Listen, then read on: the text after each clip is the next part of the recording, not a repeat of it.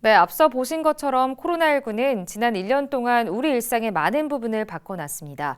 아직 종식되지 않은 만큼 코로나19 여파는 올해도 이어질 것으로 보이는데 특히 올해는 이런 코로나19 상황을 끝내고 코로나 이전으로 돌아가기 위한 노력들이 펼쳐질 것으로 보입니다. 이 소식은 김대우 기자가 보도합니다. 지난 1년은 코로나19 확진자가 느는 걸 막는 데 주력했다면 앞으로 1년은 코로나19 상황을 끝내려는 여러 노력들이 펼쳐질 전망입니다. 그 가운데 하나가 바로 백신 접종. 백신 접종이 그동안 해왔던 노력에 또 중요한 계기가 되려고 생각합니다. 전환할 수 있는 계기라고 생각하는데. 만약 정부 계획대로 차질 없이 진행된다면 이르면 다음 달부터는 국내에서도 백신 접종이 시작될 전망입니다.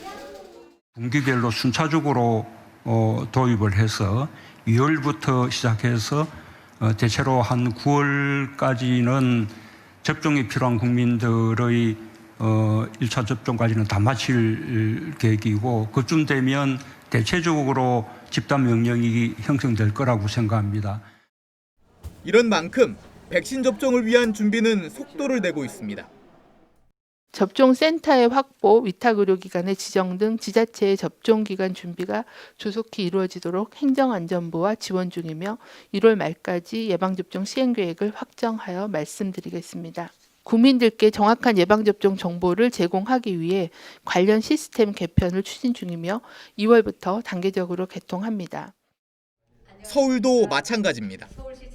백신 접종에 관련되어져서 계획을 지금 수립 중에 있습니다. 실질적으로, 실무적으로 이 계획을 짜기 위해서 TF를 지금 신설해서 오늘부터 운영을 하고 특히 국가에서 얘기하는 추진단 구성에 관련되어져서는 저희들이 추진단 내에 5개 팀을 운영을 해서 차질이 없이 안전하게 접종이 이루어지고 그러나 백신 접종이 진행되더라도 올해는 우리 생활이 크게 달라지진 않을 거란 전망도 있습니다. 백신 수급과 접종률, 집단 면역 형성 여부 등에 따라 마스크 착용 등의 생활 방역은 물론 사회적 거리두기 조치가 유지될 수 있습니다.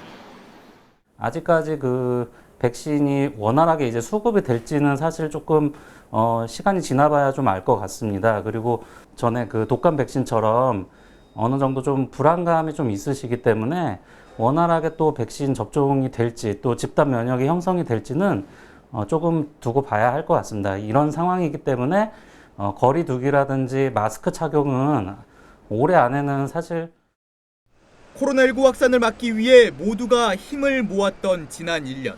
이제는 코로나19 이전의 일상으로 돌아가기 위한 또 다른 여정이 시작됐습니다. BTV 뉴스 김대우입니다.